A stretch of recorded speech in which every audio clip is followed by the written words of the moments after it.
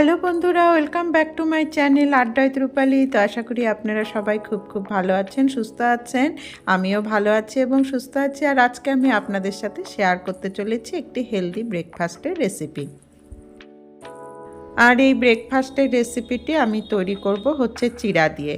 তো তার জন্য আমি নিয়েছি হচ্ছে 1 বাটি চিড়া। আর চিড়াটা বেশ একটু পাতলা প্রকৃতির চিড়া আর কি, একেবারেও পাতলা না, মাঝামাঝি আর কি। তো চিড়াটা আমি কিছুক্ষণ ভিজিয়ে রেখেছিলাম, ভিজিয়ে ভালো করে জল ঝরিয়ে নিয়েছি। তারপরে আমি সেই ভিজানো চিড়াগুলো একটা থালার মধ্যে নিয়ে নিচ্ছি। এখন আমি চিড়েগুলোকে ভালো করে চটকে নিচ্ছি, যেহেতু ভেজানো চিড়া সেই কারণে চটকাতে অসুবিধা হবে না। একদম সুন্দর করে আটা মাখার মতো করে মেখে নিব। তো আমার এই কারণে মাঝে মাঝে একটু জলও ব্যবহার করতে হয়েছে, তাহলে আমার সুবিধা হচ্ছিল চিড়াটা চটকাতে। আর এই যে দেখুন, আমি একটু একটু করে জল নিয়ে ভালো মতো চিড়াটাকে মাখিয়ে ফেলছি। আর বন্ধুরা, যারা এখনও পর্যন্ত ভিডিওটা দেখতে লাইক দেননি, অবশ্যই এখন একটা লাইক দিয়ে দেন। আর এই যে বন্ধুরা, আমি চিড়াটা কিছুক্ষণ চটকে নেওয়ার পর এর মধ্যে আমি কিছুটা আটা মিশিয়ে দিলাম। তারপরে দিলাম কিছুটা হচ্ছে ধনেপাতা কুচি। তারপরে এখন আমি একে একে আরও কিছু জিনিস মিশাবো। এর মধ্যে মিশালাম হচ্ছে স্বাদ মতো লবণ, আর মিশাবো হচ্ছে স্বাদ মতো চিনি। এখন আমি এর মধ্যে দিয়ে দিলাম কিছুটা হিংয়ের গন্ধটা খুব ভালো লাগে।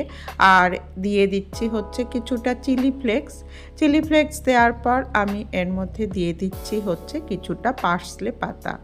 তো সমস্ত জিনিসগুলো আমার দেয়া হয়ে গেল। এখন সমস্ত জিনিসগুলো দিয়ে আমি ভালো মতো করে এই চিড়াটাকে মাখিয়ে নিচ্ছি। এই যে দেখুন, একদম আটা মাখার মতো হয়ে গিয়েছে, যেরকম আটা মাখার ডো তৈরি হয় ঠিক ওই রকমই হয়েছে।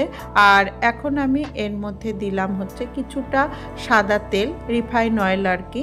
তো এই সাদা তেল দিয়ে আমি আর একটু ভালো করে মোলায়েম করে এই চিড়াটাকে মাখিয়ে নিচ্ছি। আর চিড়াটা মাখাতে গেলে একটু আঠা আঠা টাইপের হয়, তো হাতে একটু তেল নিয়ে নিলে সুবিধা হয়। তো আমার মাখানো মোটামুটি কমপ্লিট। এখন আমি কিছুক্ষণের জন্য এটাকে বাটি দিয়ে ঢাকা রেখে দিয়েছিলাম, রেস্টে ছিল। তারপরে রেস্টে থাকার পর আমি এই যে এখন ভালো করে এক একটা করে লিচি কেটে নিচ্ছি। যেরকম সাইজ আমি করতে চাই সেরকম সাইজেরই আমি লিচিগুলো কেটে নিলাম। আর বন্ধুরা, যেটা বলেছিলাম যে একটা করে লাইক অবশ্যই দিবেন। আর আপনাদের এক একটা লাইক কিন্তু আমার কাছে প্রচণ্ড মূল্যবান, কারণ আপনাদের লাইক কমেন্ট এগুলো দেখেই কিন্তু আমি ভিডিও তৈরি করার প্রেরণা পাই।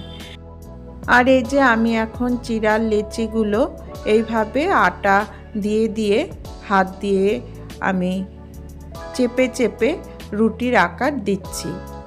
তারপরে আমি একটু বেলনি দিয়ে উপরটা প্লেন করে দিলাম। তারপর এই যে আমি একটু আটাগুলো ঝেড়ে নিলাম। আর এইভাবেই আমি সবগুলো তৈরি করে ফেলবো। তো বন্ধুরা, আমার এই ভিডিওটা যদি ভালো লেগে থাকে অবশ্যই কিন্তু লাইক করবেন, আর কমেন্টস করে অবশ্যই জানাবেন কেমন লাগলো। খেতে কিন্তু খুবই ভালো লাগে এবং প্রচণ্ড একটা হেলদি ব্রেকফাস্ট। এটার মধ্যে আমি কোনো রকম ময়দা ইউজ করিনি, চিড়া আর হচ্ছে আটাই ইউজ করেছি, আর সেরকম বিশেষ কোনো মশলাও ইউজ করিনি। আর এই যে আমার সমস্ত কয়টা রুটির আকারে গড়া হয়ে গিয়েছে। এখন আমি একটা তাওয়ার মধ্যে এগুলোকে ভালো করে সেঁকে নিচ্ছি। প্রথমে আমি শুকনো সেঁকে নিব, তারপরে পরোটার মতো অল্প অল্প তেল দিয়ে আমি ভেজে নিব। আমি এখানে ইউজ করব হচ্ছে সাদা রিফাইন অয়েল। আমার আগে কয়েকটা ভাজা হয়ে গিয়েছে, এখন আমি আরও কয়েকটা ভাজছি। আর এই যে দেখুন, আমি তেল দিলাম, তেল দিয়ে ভেজে নিচ্ছি এবং বেশ একটু লাল লাল করেই ভাজবো। পরোটা ঠিক যেরকম করে ভাজি ওইভাবেই ভাজবো। খেতে কিন্তু প্রচণ্ড ভালো হয়, একটা আলাদা রকমের স্বাদ আসে। আর এই যে আমার সমস্ত কটা রেডি হয়ে গিয়েছে চিড়ার পরোটা। দেখুন দেখতে কিন্তু বেশ সুন্দর হয়েছে, জানি না ক্যামেরাতে কেমন আসছে, কিন্তু দেখতে খুবই সুন্দর হয়েছিল এবং খেতেও খুব সুন্দর হয়েছে। এটা আচার বা সস দিয়ে খাওয়া যেতেই পারে। আর এই যে আমি সস দিয়ে পরিবেশন করে দিয়েছি।